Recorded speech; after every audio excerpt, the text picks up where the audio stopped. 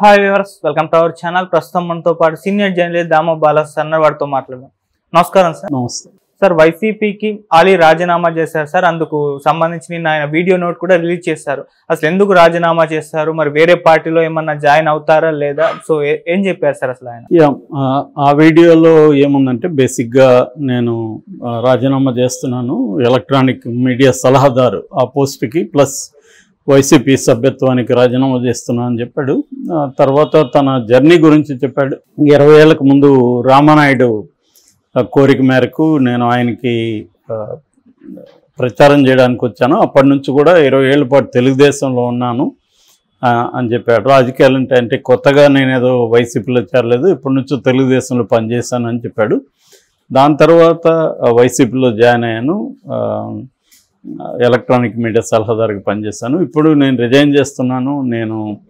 నాకు రాజకీయాల్లో ఎందుకు చేరానంటే నాకు సేవ చేయడం అంటే ఇష్టము. మా నాన్న పేరుతో 16 ఏళ్లకు ముందు ఒక ట్రస్ట్ పెట్టి చాలామంది చదివిస్తున్నాను, చాలామందికి సహాయం చేస్తున్నాను. నా జీతం, నా రెమ్యునరేషన్లో 20% ట్రస్ట్కి ఇస్తున్నాను. అట్లాగే విదేశాల్లో నేను వెళ్ళి ఏదన్నా ప్రోగ్రామ్స్ చేసినప్పుడు అందులో వచ్చే రెమ్యునరేషన్లో కూడా 60% ట్రస్ట్కి ఇస్తున్నాను.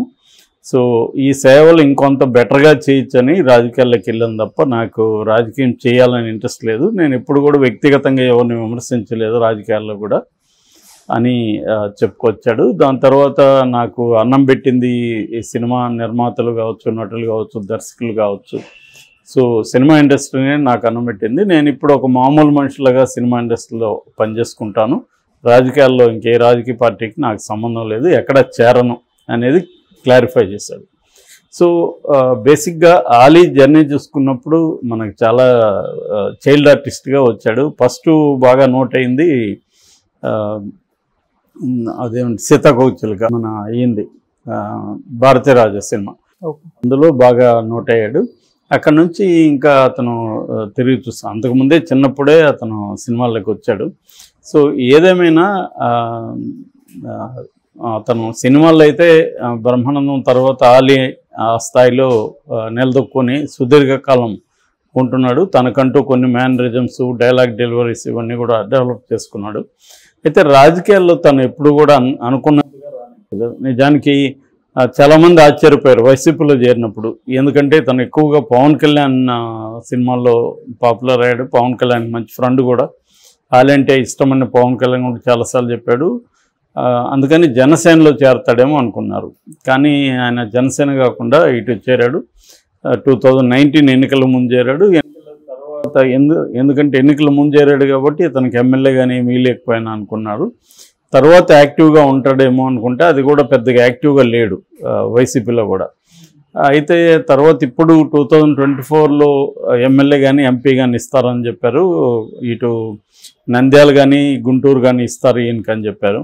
కానీ జగన్ ఇవ్వలేదు లాస్ట్ మినిట్లో. ఎందుకంటే జగన్ సర్వేలలో ఇతను గెలవడని ఇవ్వలేదని చెప్తారు. ఏదేమైనా ఇతనికి ఇవ్వలేదు. కనీసం రాజ్యసభకు పంపిస్తారని కూడా ఊహాగానాలు వచ్చాయి, అది కూడా జరగలేదు. చివరికి ఏదో ఒక పోస్ట్ ఇవ్వాలన్నట్టుగా ఎలక్ట్రానిక్ మీడియా సలహాదారుగా పెట్టారు. అదేం పెద్ద దానికి ఇంపార్టెన్స్ ఉండే పోస్ట్ ఏం కాదు. సో అది ఇచ్చారు. దాంతో కొంత అసంతృప్తిగా అయితే ఉన్నాడు. ఇంకా ఇప్పుడైతే ఘోరంగా ఓడిపోయింది కాబట్టి వైసీపీ నుంచి చాలామంది కూడా బయటకు వచ్చే పరిస్థితులు ఉన్నాయి కాబట్టి ఆలీ కూడా బయటకు వచ్చేసాడు. బట్ ఇప్పుడు ఆలీకి ఇంకొక ప్రాబ్లం ఏంటంటే వైసీపీలో ఉంటే ఇవాళ తెలుగుదేశం, జనసేన, బీజేపీ కూటమి అధికారంలో ఉంది కాబట్టి ఇండస్ట్రీలో జనసేన ఇటు జనసేన సపోర్ట్ చేసేవాళ్ళు, తెలుగుదేశం సపోర్ట్ చేసేవాళ్ళు మేజర్ ప్రొడ్యూసర్లు, డైరెక్టర్లు, యాక్టర్స్ ఉన్నారు. సో ఇటువంటప్పుడు వైసీపీలో ఉండి తనకి కెరీర్ ఇబ్బంది అయిపోతుంది. వేషాలు రావు, ఖచ్చితంగా దూరం పెట్టేస్తారు. సో ఆ రకంగా అతను నేను అనుకోవడం విధి లేకుండా ఈ డిసిషన్ తీసుకున్నాడు. అతనికి అనివార్యం, ఇది ఇలా లేకపోతే అతనికి కెరీర్ ప్రాబ్లం. ఇప్పుడు కూడా అతనికి కొద్దిగా కష్టమే అవుతుంది, ఎందుకంటే ఆల్రెడీ సినిమాలు లేవు. ఇప్పుడు ఇంకా అతను కొంత పిఆర్ చేసుకొని అందరికి ఫోన్లు చేసి మాట్లాడుకొని చేసుకోవాలి. It takes some time. మన ముందు నుంచి కూడా మనకి సినిమా ఇండస్ట్రీ అంతా కూడా మేజర్గా తెలుగుదేశం వైపే ఉంది. దానికి ప్రధాన కారణం కమ్మ డామినేషన్ సినిమా ఇండస్ట్రీలో ఉండడం. దానివల్ల సినిమా ఇండస్ట్రీలో మేజర్గా చంద్రబాబు అయిపోయింది. రెండోది ఏంటంటే ఎన్టీఆర్ గతంలో చేయడం వల్ల కూడా రాజకీయాలకి తెలుగుదేశం వైపు మొగ్గు చూడడం. చంద్రబాబు కూడా సినిమా ఇండస్ట్రీతో ఉంటే మనకు కొంత మైలేజ్ వస్తుంది ప్రజల్లో అని చెప్పి, ఎందుకంటే రామారావుది చూశాడు కాబట్టి చంద్రబాబు దగ్గరగా. సో సినిమా క్రేజ్ అనేది ఎలా ఉంటుంది చంద్రబాబు బాగా తెలుసు. అందుకని ఆయన బిగినింగ్లో సినిమాటోగ్రఫర్ మంత్రిగా కూడా చేశాడు. సో అందుకని చంద్రబాబు ఏంటంటే సినిమా ఇండస్ట్రీలో ఉన్న తన కమ్మ సామాజిక వర్గంతో పాటు మిగతా వాళ్ళని కూడా అతను చేరదీయడం, వాళ్ళతో నడపడం ఇవన్నీ చేశాడు. కొంతమందికి టికెట్లు ఇచ్చాడు. అలాగే చంద్రబాబు ముందు నుంచి కూడా సినిమా ఇండస్ట్రీ మీద ఫోకస్ చేస్తున్నాడు. వేరే కాంగ్రెస్ అంత చేయలేదు. రాజీవ్ గాంధీ ఉన్నప్పుడు కృష్ణ రాజీవ్ గాంధీతో కలవడం, కృష్ణ ఎన్టీఆర్కి యాంటీగా సినిమాలు తీయడం, క్యాంపెయిన్లు చేయడం, ఎలక్షన్లో పోటీ చేయడం ఇవన్నీ జరిగాయి. సో బేసిక్గా అయితే ఓవరాల్గా సినిమా ఇండస్ట్రీ తెలుగుదేశం వైపు ఉంది, కాంగ్రెస్ పెద్దగా లేరు. అయితే రాజశేఖర రెడ్డి వచ్చే టైంకి అసలు మొత్తం ఎవరు లేకుండా ఒక ధర్మవరపు సుబ్రహ్మణ్యం లాంటి ఒకరిద్దరు మాత్రమే రాజశేఖర రెడ్డితో ఉన్నారు. అప్పుడు నాకు తెలిసి ధర్మవరపు సుబ్రహ్మణ్యం సిసి రెడ్డి అని, ఆయన నిజానికి రాజశేఖర రెడ్డికి బంధువు కూడా అవుతారు. సో ఆయన సినిమా ప్రొడ్యూసరు, ఆయన మాత్రమే, వీళ్ళిద్దరు మాత్రమే ఉన్నారు. అందుకని తర్వాత రాజశేఖర రెడ్డి అధికారంలోకి వచ్చినాక ధర్మవరపు సుబ్రహ్మణ్యానికి 150 కోట్లు విలువ చేసే కాంప్లెక్స్ కట్టడానికి హెల్ప్ చేస్తాడని చెప్తారు. సో ఏదేమైనా సినిమా ఇండస్ట్రీ నుంచి తర్వాత జగన్ కూడా అంతే. జగన్ పెద్దగా సినిమా వాళ్ళని పెద్దగా పట్టించుకోలేదు. ఇప్పుడు పట్టించుకోపోయేసరికి జగన్ అధికారంలోకి వచ్చేసరికి సినిమా వాళ్ళు ఎవరో కూడా అతనికి బెస్ట్ విషయాలు చెప్పడం కానీ లేదా వెళ్ళి కలవడం కానీ చేయలేదు. అదే ఇక్కడ కేసీఆర్ అయితే అందరూ వెళ్ళి కలవడం ఇవన్నీ చేశారు. దాంతో అతనికి ఈగో హర్ట్ అయింది. దానివల్ల కొంత ఇబ్బందులు పెట్టాడు. వీళ్ళు కొంత సర్దుకున్నారు తర్వాత. అది జరిగింది. చంద్రబాబు ఏంటంటే ప్రతి ఒక్కరికి ల్యాండ్స్ ఇవ్వడం, అక్కడ ఏదో ఒక పదవులు ఇవ్వడం, అక్కడ స్టూడియోలు కట్టుకోవడానికి హెల్ప్ చేయడం ఇవన్నీ చేశాడు. మనకు ఇప్పుడు కూడా అక్కడ చూస్తే రామ్నాయుడు స్టూడియో ఇక్కడ రిషికొండలో దాదాపు 100 ఎకరాల పైన అక్కడ ఉంటుంది. సో ఇదంతా కూడా చంద్రబాబు పీరియడ్లో బాగా జరిగాయి. సో మనకి ఇక్కడ రావును ఉపయోగించుకోవడం కానీ పబ్లిసిటీకి, ఇలాగా అతను ఏంటంటే కమ్మ లాబీని బలంగా ఉపయోగించుకోవడం అనేది చంద్రబాబు ముందు నుంచి కూడా చేశాడు. అన్ని ఫీల్డ్స్లో, ఇటు ఇండస్ట్రియలిస్టులు కావచ్చు, వాళ్ళకు ఉపయోగపడడం ఇవన్నీ కూడా చేశాడు. సో ఆ క్రమంలో వైసీపీకి ఎవరు లేకుండా పోయారు. మనకు తెలిసి బలంగా అంటే ఇద్దరే, ఒకరు పోసాని కృష్ణమురళి, రెండోది ఆలీ.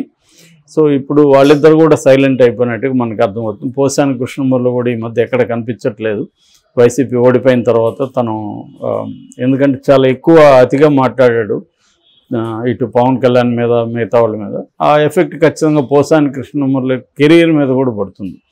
ఎందుకంటే ఇండస్ట్రీలో ఇందాక చెప్పినట్టు మేజర్గా ఇటు పవన్ కళ్యాణ్ వైపు ఉంటారు అండ్ తెలుగుదేశం వైపు ఉంటారు. సో ఇది కాకుండా ఉండేవాళ్ళు ఉండరా అంటే ఉంటారు, కానీ నేరోగా ఉంటుంది. సో ఆ నేరో సెక్షన్లోకి పోసాని వెళ్ళాలి. పోసాని ముందు నుంచి కూడా తక్కువ సినిమాలో చేసుకుంటూ వస్తున్నాడు. సో మేబీ ఇంకా తగ్గిపోయే అవకాశం ఉంది. మరి పోసాని కంటిన్యూ అవుతాడా, తను కూడా రిజైన్ చేసి బయటకు వచ్చి సైలెంట్గా ఉంటాడా, ఇవన్నీ మనం చూడాలి. ఏదేమైనా ఆలీ పొలిటికల్ కెరియర్ ఎండ్ అయిపోయినట్టుగా మనకి అర్థమవుతుంది. ఒకవేళ ఏమన్నా పవన్ కళ్యాణ్తో కలుస్తాడా, పవన్ కళ్యాణ్ ఏమన్నా పిలుస్తాడా అనేది చూడాలి. పవన్ కళ్యాణ్కి అయితే ఇప్పటికిప్పుడు ఆలీతో ఏ రకమైన అవసరం లేదు. ఎందుకంటే అతనే కరిస్మాటిక్ పర్సను, తన ఫ్యామిలీలోనే బోల్డ్ మంది ఉన్నారు కాబట్టి తనకేం అవసరం లేదు.